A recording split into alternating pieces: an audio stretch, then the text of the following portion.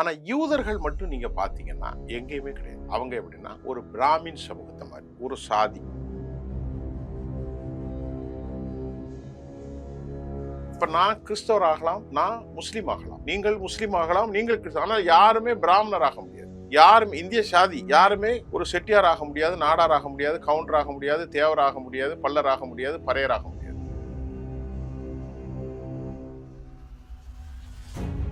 யூதர்கள் சொல்லுகிறது நாங்கள் ஆண்டவரின் சாதி, ஆண்டவர் எங்களின் சாதி. அப்ப எவ்வளவு தெனாவட்டு இருக்குமா? யூதர்களுக்குன்னு ஒரு நாடு உருவாகும். எதுக்கு இந்த நாடு உருவாகும்னா அவங்க வாழ்ந்தது பெல்ஜியத்துல, ரஷ்யாவுல, ஜெர்மன்ல, இங்கிலாந்துல இப்படி வாழ்ந்தாங்க. அதற்கு பிறகு 67ல போர், 73ல யாங்கி போர், 2006ல போர், 2003ல போர், 98ல போர், 48ல போர். 7 லட்சம் மண்ணின் மைந்தர்களை வெளியாக்கி உருவாக்குனது தான் இந்த யூத தேசம். தங்களுடைய தொழில்நுட்ப சக்தியை பயன்படுத்தி பாவி மக்களையும், கர்ப்பிணிகளையும், குழந்தைகளையும் கொலை செய்வதை அரபு நாடுகள் வேடிக்கை பார்க்கிறது. சவுதி அரேபியாவோ, கத்தரோ, பக்கத்தில் இருக்கிற நாடுகள் ஈஜிப்டோ, துருக்கியோ ஒன்றும் செய்ய நேரத்தில் 2000 மைலுக்கு அப்பிட்டு ஈரான் மட்டும்தான் முதல் நிலை தாக்குதல். ஈரானுடைய பிராக்சிகளும் இங்க தாக்கி கொண்டிருக்கிறார்கள். இந்த வரலாற்றை உறிந்து கொண்ட ஈரான் மட்டும்தான் யூதர்களை காலி செய்ய வேண்டும். ஃபுல்லாவே நம்ம அடிமையா வச்சிருக்கோம். இவன் மட்டும் என்ன துள்ளிட்டு இருக்கான், இவனை மட்டும் காலி பண்ணுகிற உச்சபட்ச நிலையில் தான் யூதர்களும், யூரோப்பியர்களும், அமெரிக்கர்களும்.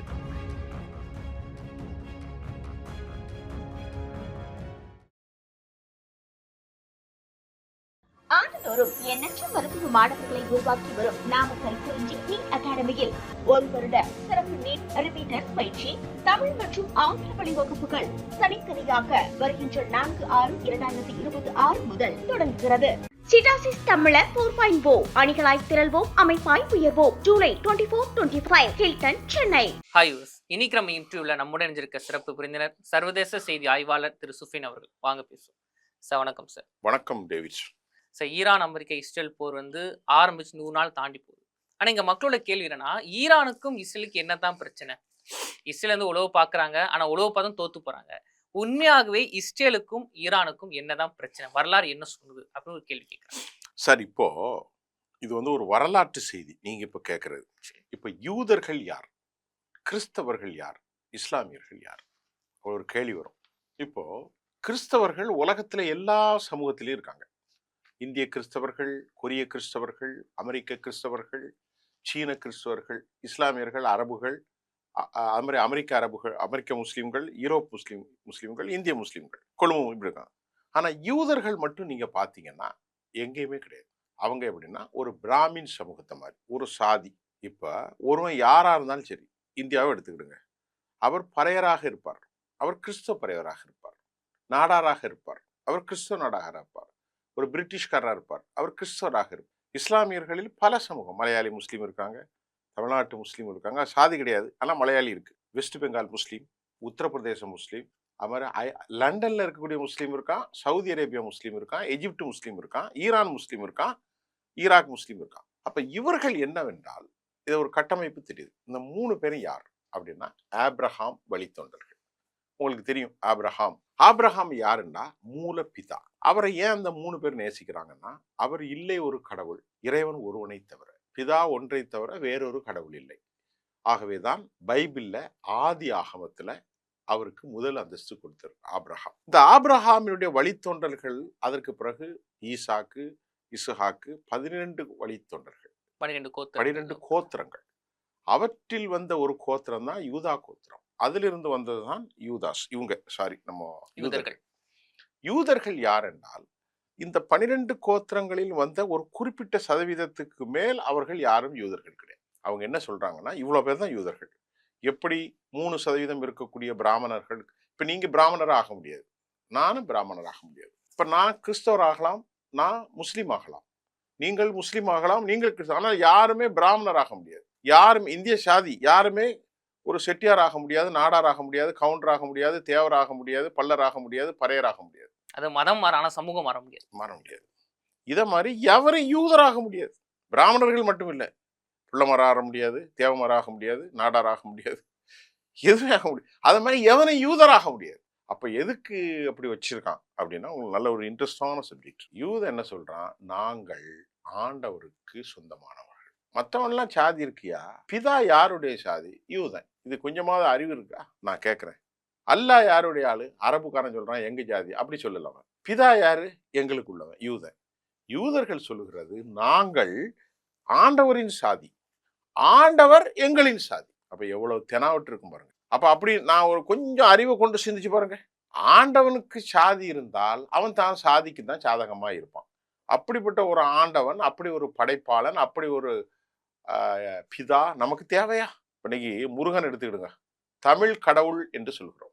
நம்ம ஹிந்து நண்பர்கள் சொல்லுவாங்க, ஏன்னா அவன் கடவுள்னா எல்லோருக்கும் தான் கடவுளா இருப்பாங்க. தமிழனுக்கு என்ன கடவுள், தெலுங்குக்கு என்ன கடவுள்? இல்ல கடவுள்னா எல்லோருக்கும் கடவுளா இருக்கணும். கடவுள்னா எல்லா பாஷையும் தெரியணும். அப்படித்தானே சார்? நான் யதார்த்தமா பேசுறேன்.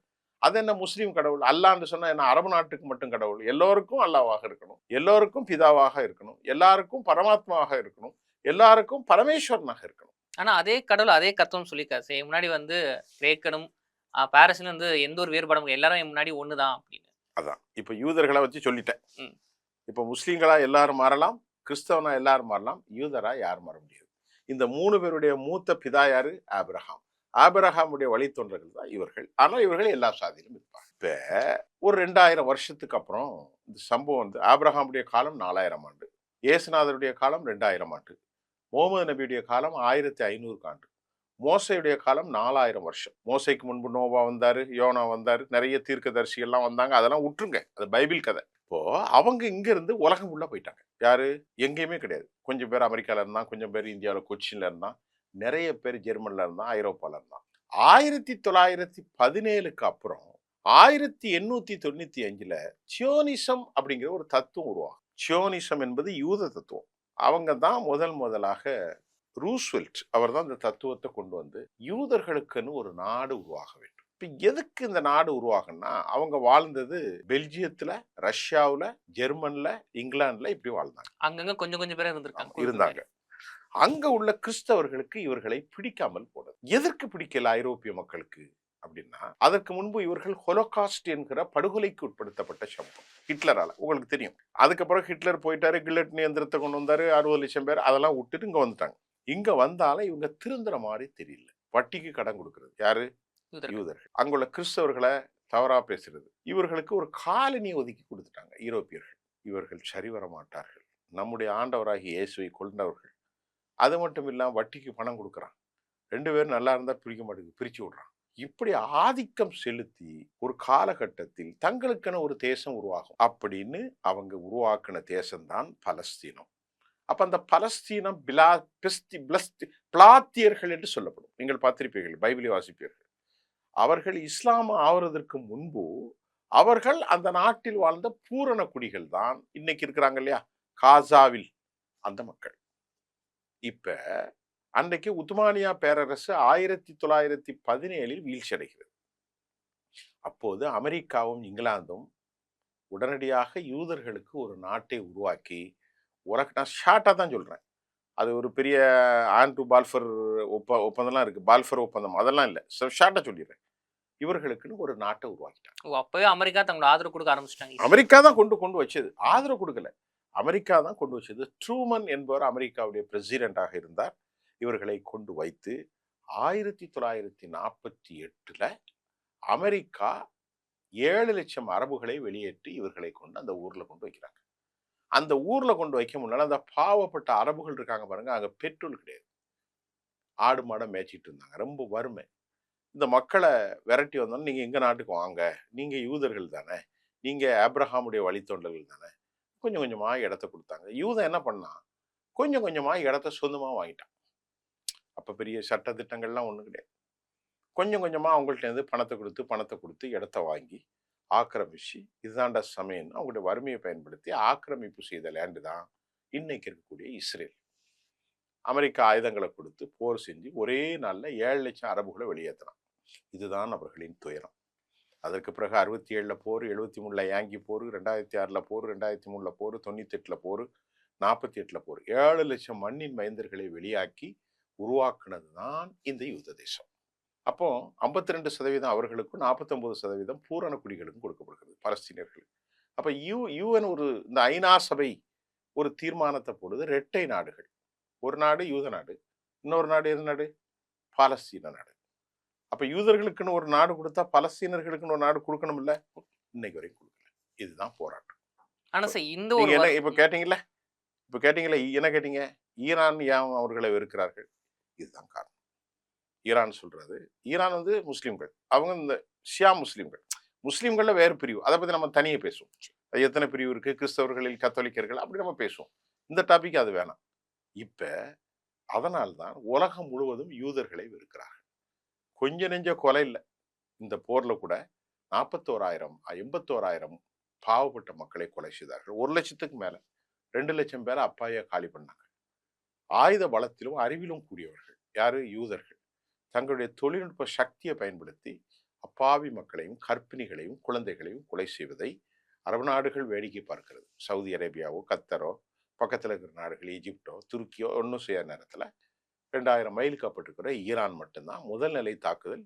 ஈரானுடைய பிராக்சிகளும் இங்கே தாக்கி கொண்டிருக்கிறார்கள். இப்படிப்பட்ட யூதர்களுடைய அநியாயத்தை இப்பொழுது அமெரிக்காவும் புரிந்திருக்கிறது. அமெரிக்காவில் டொனால்ட் ட்ரம்பை தவிர அமெரிக்க வழி சமூகமான ஏனைய மக்கள் யூத வெறுப்பு அதிகரிக்கிறது. இங்க மட்டும் இல்லை, உலகத்தில் எல்லா நாடுகளிலும் இவ்வளவு மோசமான ஆட்களா இருக்காங்களே, பாவப்பட்ட மக்கள். இப்ப அவங்க என்ன சொல்றாங்க? ஒன்றும் கேட்கல, உன் நாட்டில் நீ இருந்துக்கும். அது அவன் நாடு கிடையாது, வெளியே இருந்து 1917க்கு அப்புறம் உருவாக்கப்பட்டது. 17ல முதல் உலக போர், 17க்கு முன்னாடி உலகம் முழுக்க இந்தியா யார் கண்ட்ரோல்ல இருந்துச்சு? பிரித்தானியா கண்ட்ரோல்ல இருந்துச்சு. அப்படித்தான் லெபனான் இருந்துச்சு. அப்படித்தான் எந்த நாடு இருந்துச்சு? பலஸ்தீன் இருந்துச்சு. அந்த பலஸ்தீனர்கள் உத்மானியா பேரரசு இருந்துச்சு, அது ஃபால் டவுன். அதுக்கப்புறம் இவங்க இதை டேக் ஓவர் பண்ணி அவனுக்கு ஒரு நாடை கொடுத்த இந்த பாவிகள் இந்த மக்களுக்கு நாடு கொடுக்காமல் அடிமைகளாக வைக்க முயற்சிக்கிறார்கள். அமெரிக்காவை கொடுக்க சம்மதிக்கல. இது நியாயமா அநியாயமா? அவன் நாட்டை பிடிச்சி கரெக்டா 110 வருஷம் ஆச்சு. 1917க்குள்ள உள்ள போனான். உனக்கு சுதந்திரம் 48ல நீனே உருவாக்கிட்டான். உருவாக்குனது யாரு? அமெரிக்கர்களும் இங்கிலாந்துக்காரர்களும். இன்னும் கூட நம்ம சில சகோதரர்கள் எழுதுவாங்க, அது எப்படி அவனுக்கு வரலாறே தெரியல. இவன் என்ன சொல்றான்? நாங்க 2000 வருஷத்துக்கு முன்னாடி இங்கதான் வாழ்ந்தோம். ரைட்டு, 2000 வருஷமா நீங்க இல்லையே. அதுக்கு யூதர்கள் சொல்றாங்க, it is a promised land. இது எங்களுக்கு சத்தியம் அளிக்கப்பட்டு கடவுளால் வழங்கப்பட்ட லேண்ட். பைபிள்ல அப்படிதான் சொல்லுது. ஆண்டவர் யோனா இல்ல, பாரோனுக்கு எதிராக, பாரோன் உங்களுக்கு பைபிள் படிச்சா தெரியும், எகிப்துல ஆட்சி செய்த பெரிய கொடுங்கோலன். அங்க அடிமைகளாக வாழ்ந்தது இந்த யூதர்கள். மோசே தீர்க்கதரிசி அங்க சென்று ஃபாரோனிடத்திலிருந்து இந்த மக்களை விடுதலை செய்து நைல் நதியின் பால் கடலின் பால் தப்பி ஓடி வந்த சமூகம். கானான் தேசம் தான் இன்னைக்கு பாலஸ்தீனம். அப்ப இன்னைக்குள்ள யூதர்களும் கிறிஸ்தவர்களும் சொல்கிறார்கள், it is a promised land. ஆண்டவனால் வழங்கப்பட்ட ஒரு சத்திய பிரமாண லேனம். இதில் நாங்கள் தான் சொல்லிவிட்டு இன்னைக்கு யூதர் சொல்றாங்க, இன்னைக்கு இந்தியாவில் ஆர்எஸ்எஸ் காரன் சொல்லிக்கிட்டு திட்டான் தானே, அகண்ட பாரதம். எதுடா அகண்ட பாரதம்? பாகிஸ்தான் எங்களுக்கு வேணும் சரி, பங்களாதேஷ் எங்களுக்கு வேணும் சரி, காந்தாரி எங்க இருக்கு? ஆப்கான்ல எங்களுக்கு வேணும். அப்ப போய் நீ போறசிய, நீ போய் புடிய. இவன் போவானா? போக முடியாது. இவன் போவானா? எச்ராஜா போவானா? யாருமே போக மாட்டாங்க. அதே மாதிரி யூதர்கள் என்ன சொல்றாங்கன்னா, எங்களுடைய லேண்ட் கடவுள் எங்களுக்கு வாக்கு தத்தம்.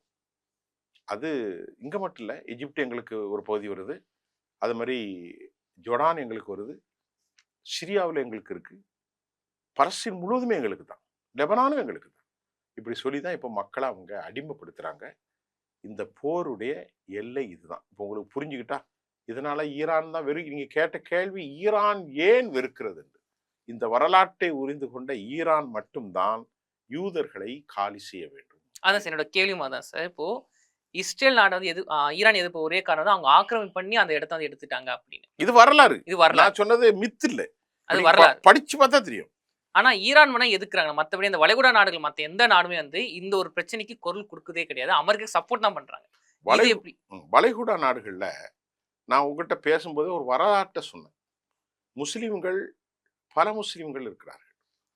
இந்திய முஸ்லிம்கள்ல தமிழ் முஸ்லிம்கள் ஒன்று, உருது பேசும் முஸ்லிம்கள் ஒன்று, மலையாளம் பேசும் முஸ்லிம்கள் ஒன்று, பெங்காலி பேசும் முஸ்லிம்கள் ஒன்று, ரஷ்ய மொழி பேசும் முஸ்லிம்கள் ஒன்று, சீன மொழி பேசும் முஸ்லிம்கள், அரபு மொழி. அதே மாதிரி இவர்கள் பெர்சியர்கள். யாரு? ஈரானியர்கள். அவர்கள் அரபியர்கள் அல்ல, இவர்கள் பாரசீகர்கள். சவுதி அரேபியா, கத்தர், குவைத், ஓமன் அந்த பகுதியில் இருக்காங்க இல்லையா, இவங்க எல்லாருமே அரபுகள். இந்த 2 இனமுமே வேற. இப்போ ஆரிய இனமும் திராவிட இனமும் வேறு வேறுன்னு சொல்றாங்களா இல்லையா? சொல்றாங்க. ஆரியர்கள் யார்? வடநாட்டில் உள்ளவர்கள் எல்லோரும் ஆரியர்கள். ஆரியர்கள் ஏதோ பிராமணர்கள் மட்டுமல்ல, வடநாட்டில் இருக்கக்கூடிய முஸ்லீமும் வடநாட்டில் இருக்கக்கூடிய தலித்தும் கூட ஆரியர்கள் தான். ஆரிய இனம் என்றால் அது ஒரு இனம். இங்க நம்ம தமிழ்நாட்டில் இருக்கிறவங்களாம் திராவிட இனம். இவெல்லாம் கொஞ்சம் கருப்பா இருப்பான், குள்ளமா இருப்பான், அவன் செக்கச்செவேன்னு இருப்பான். பஞ்சாபிக்காரனும் நம்மளும் ஒன்றா இருக்காது. காஷ்மீர் பண்டிடட்டும் இங்க இருக்கக்கூடிய கந்தசாமியும் குப்புசாமியும் ஒன்று போல இருக்க மாட்டான். இவன் இப்படி இருப்பான், அவன் இப்படி இருப்பான். அப்ப 2மே வேற இனம். அதே மாதிரி ஈரான்ல இருக்கக்கூடிய பாரசீகர்கள் இருக்காங்க பாருங்க, அவங்க வேற இனம். இத்தாலியில் இருக்கக்கூடிய ரோமானியர்கள் வேறு இனம். அரபுகள் வேறு இனம். அப்ப எல்லாமே ஒரு கொள்கை ஏற்றுக்கொண்ட முஸ்லிம்கள் தான். ஆனால் நீங்க சொன்ன மாதிரி அமெரிக்கா கொடுக்கிற சுயலாபம், அமெரிக்கா கொடுத்த பண செழிப்பு, பாதுகாப்பு, மன்னர் ஆட்சி, இதெல்லாம் எதுக்கு நம்ம கேட்கணும் அப்படிங்கிற மிதப்பு தான் ஒரு இஸ்லாமியராக இருந்தாலும் மனித சமூக விழுமியங்களை கூட கேட்க நாதியற்று போனார்கள் அரபு நாடுகள். சவுதி அரேபியா, கத்தர், யுனைடெட் அரபு எமிரேட்ஸ், குவைத், பஹ்ரைன், அதே போன்று துருக்கி, ஜோர்டான் மற்றும் எகிப்து. எவனுமே கேட்கல. கேட்ட காரணத்திற்காக அவனை அழித்திடணும். நம்ம ஃபுல்லாவே நம்ம அடிமையா வச்சிருக்கோம். இவன் மட்டும் என்ன துள்ளிட்டு இருக்கான், இவனை மட்டும் காலி பண்ணணுங்கிற உச்சபட்ச நிலையில் தான் யூதர்களும் யூரோப்பியர்களும் அமெரிக்கர்களும் திட்டம் போட்டிருக்காங்க. நிறைவான கேள்வி. புரிஞ்சுக்கிட்ட நான் சொன்ன வரலாறு தெளிவா புரியணும். பிராடன் ஒரு முறை பேசிடுவோம், ஆனா இது புரியணும். ஏன் யூதர்கள் யார், யூதர்களை ஏன் எல்லாரும் வெறுக்கிறாங்க, யூதர்கள் எப்படி ஆக்கிரமிச்சாங்க. இந்த இடத்த மட்டும் ஆக்கிரமிக்கல சார், பக்கத்துல இருக்கக்கூடிய ரஃபா கேட் பக்கத்துல இருக்கக்கூடிய மேற்கு கரை, அதுலயும் செட்டிலர்ஸ். அங்கதான் பைத் அல் முகத்தஸ் அப்படிங்கிற ஒரு பெரிய பள்ளிவாசல் இருக்கு. அங்கதான் யூதர்கள் சுவர்களில் தலையை முண்டி பாவ மன்னிப்பு தேடுற தலம் இருக்கு. அங்கதான் கிறிஸ்தவர்களுக்கும் முக்கியமான ஒரு இது இருக்கு. அப்படிப்பட்ட ஒரு மசூதி, அப்படிப்பட்ட ஒரு சர்ச்சி, அப்படிப்பட்ட ஒரு சினாக் என்று சொல்லப்படுகிற 3 மதங்களுக்கும் உரித்தான அந்த இடம் தான் மேற்கு கரையில் இருக்கு. அந்த மேற்கு கரையில இப்ப யூத குடியேற்றத்தை அதெல்லாம் முஸ்லீம்களுக்கான இடம், பலஸ்தீனர்களுக்கான இடம். எப்படி டெல்லவீவ் போன்ற நகரங்களை கிறிஸ்தவர்கள் யூதர்கள் ஆக்கிரமித்தார்களோ அதே மாதிரி இப்பொழுது முஸ்லிம்கள் வாழுகிற இடத்துல மேற்கு கரையில பாலஸ்தீனத்துல எல்லா இடத்திலும் யூத குடியேற்றத்தை அதிகரிக்கிறாங்க. இப்ப இங்கிலாந்து நேரத்தை சொன்னது, இவனை காலி செய்யணும், இவன் ரொம்ப மோசமான ஆளு, அவன் நாட்டுக்குள்ள போய் அவன் ஊர்ல குடியேறான், 5000 குடியிருப்பு கூட போடுறான், கொஞ்சம் நெஞ்சல்ல. இப்படி எல்லை மீறி போகிறது உலக வெறுப்பிற்கு ஆளாகிறது. நிறைவான கேள்வி தான் சார். அதாவது இந்த மத்திய கிழக்கு போர் ஒரு பக்கம் இருக்கட்டும் சார், இஸ்ரேலுக்கும் இந்த ஈரானிய மக்களுக்கும் இந்த போர், இனத்துக்கான மண்ணுக்கான போர் எப்போ முடிவுக்கு வரும்? Is cannot find out. நம்மளால அதை எக்ஸாக்ட்லியா ப்ரிடிக்ட் பண்ண முடியல. ஒருவேளை இந்த பிரச்சனை தான் உலக அழிவுக்கும் காரணமாக இருக்கலாம். ஒரு சின்ன நிலத்துண்டு 22,000 சதுர கிலோமீட்டர், அவ்வளவுதான். 40 கிலோமீட்டர் நீளம், 10 கிலோமீட்டர் ஆகலாம். ஒரு சின்ன துண்டு, அந்த துண்டை தான் ஆக்கிரமிக்கலாம். ஐநா சபைன்னு ஒன்று கேவலப்பட்ட சபை, இதை கேட்கறதுக்கு நாதியற்றுது. நியாயத்தை பேச யாருமே இல்லை. அவன் உட்கார்ந்துருக்கான், அவனுக்கு அறிவு இருக்கு. யாருக்கு? யூதனுக்கு பெரிய அறிவாளி அவன். அரபுகள் மூடர்கள். அரபுகள்கிட்ட செல்வம் கொடுத்துருக்கு, ஏகப்பட்ட செல்வம் இருக்கு. இவர்கள்ட்ட ஏகப்பட்ட அறிவு இருக்கு. இவர்களை அடிமைப்படுத்தி தங்களுடைய தாதாவாக, அந்த பிராந்திய தாதாவாக அமெரிக்கா இவனை உருவாக்கி வைத்திருக்கிறது. அதையெல்லாம் உடைத்து இன்னைக்கு மாபெரும் வெற்றியை ஈரான் பெற்றிருக்கிறது. இனி ஈரானை இவர்கள் அடக்க முடியாது. பிராந்திய வல்லரசாக மாறி போய்விட்டது. இன்று கூட அமெரிக்காவும் சரி இஸ்ரேலும் சரி நேரடியாக மோத மாட்டிருக்காங்க. அவங்கள்ட்ட இருக்கிற அதிகாரத்துக்கும் திமிருக்கும் ஒரே அடி அடிச்சிருப்பாங்க, அடிக்க முடியல. பேசலாம், பேச்சுவார்த்தைக்கு வாங்கன்னு சொல்லும் போதே உங்களுக்கு தெரியுது ஈரான் எவ்வளவு பெரிய வல்லமையாக மாறி இருக்கிறார்கள் என்பதுதான் இந்த வரலாற்றில் உள்ள சம்பவம். நன்றி சார். ஈரான் இஸ்ரேல் இந்த போருக்கான அடிப்படை வரலாறு என்ன, இப்போ ஈரான் எந்த ஒரு பலத்தோடு இருக்கு அப்படின்னு பல தகவல்களை இங்க கூட பகிர்ந்துக்கிட்டீங்க. நன்றி, தொடர்ந்து பேசுவோம் சார். ஆண்டுதோறும் எண்ணற்ற மருத்துவ மாணவர்களை உருவாக்கி வரும் நாமக்கல் குறிஞ்சி நீட் அகாடமியில் 1 வருட சிறப்பு நீட் ரிப்பீட்டர்ஸ் பயிற்சி, தமிழ் மற்றும் ஆங்கில வழி வகுப்புகள் தனித்தனியாக வருகின்ற 4/6/2026 முதல் தொடங்குகிறது. சிட்டாசிஸ் தமிழர் 4.0 அணிகளாய் திரள்வோம், அமைப்பாய் உயர்வோம். ஜூலை 24-25 ஹில்டன், சென்னை.